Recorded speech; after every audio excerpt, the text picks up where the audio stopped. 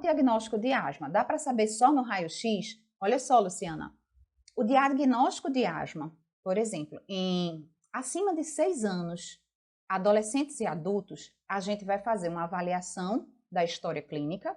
Então, a gente precisa considerar quais são os principais sintomas, quais são as características daqueles sintomas, né? Então, assim, principalmente, os principais sintomas da asma, quais são?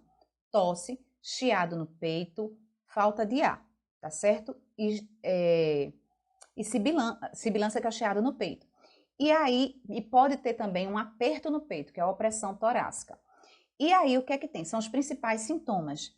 Porém, a gente precisa avaliar a característica de cada um deles, né? A asma tem uma característica de variar ao longo do tempo. Então, ele não é uma doença que está do mesmo jeito todos os dias.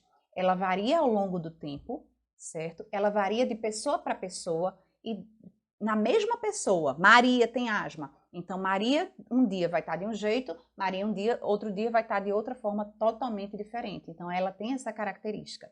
Só que a gente precisa avaliar todo o contexto, afastar outras doenças, por isso que a gente precisa realmente afastar. E o diagnóstico que a gente faz, um dos exames é a espirometria, que é o exame de função pulmonar. Ele avalia realmente como o pulmão está funcionando. O raio-x, ele não dá diagnóstico de asma, porém, ele dá algumas evidências que nos ajudam a fazer o diagnóstico, a direcionar para a asma ou afastar outras doenças. Então, assim, embora o raio-x ele não seja realmente um exame que precise que seja confirmatório de asma, ele tem várias coisas que vão ajudar. O que, por exemplo? Então, o asmático, ele por ter um pulmão mais cheio, mais hiperinsuflado, como se fosse uma bola, realmente, uma bexiga bem cheia, as costelas, e assim, isso não aparece em todo também, tá certo? As costelas, elas vão estar mais retas. As nossas costelas, elas são um pouquinho assim, como se estivesse abraçando. Mas aí as costelas dos asmáticos, elas estão mais retinhas, isso já ajuda. Então, tem vários sinais que vão ajudar, várias evidências que a gente vai juntando ali para dar o diagnóstico de asma. E, por exemplo, o que é que acontece? Tem o espessamento da parede brônquica. O que é isso, né? Que palavrão é esse? É o seguinte, o brônquio, ele fica com a mucosa inflamada, né? Dentro tem um forrinho, tem um tapetezinho dentro do brônquio que fica inflamado, né? A asma é uma inflamação, então está inflamado. Então, uma das evidências que a gente, assim, uma das sugestões é justamente ter esse espessamento da parede brônquica, que é muito comum aparecer em radiografia de paciente asmático. E tem várias outras evidências que realmente a gente vai considerar. Agora, não é diagnóstico de asma, tá certo?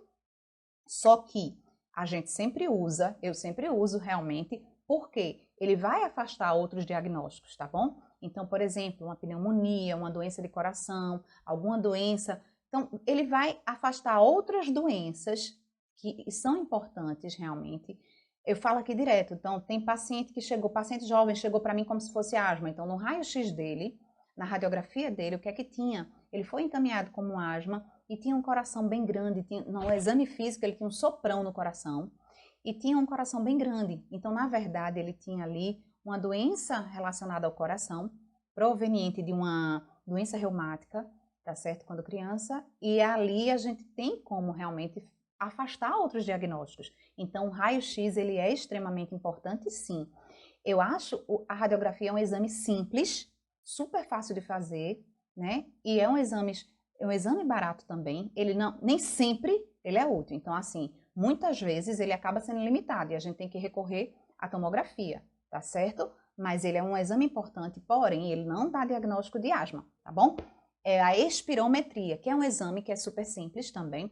A gente faz no consultório mesmo, é um exame que a gente tem que soprar num tubinho, certo? Soprar o mais forte possível no tubinho e o pneumologista vai lá, vai avaliar o gráfico que tem ali por aquele sopro e os números ali, para dar o diagnóstico, tá bom?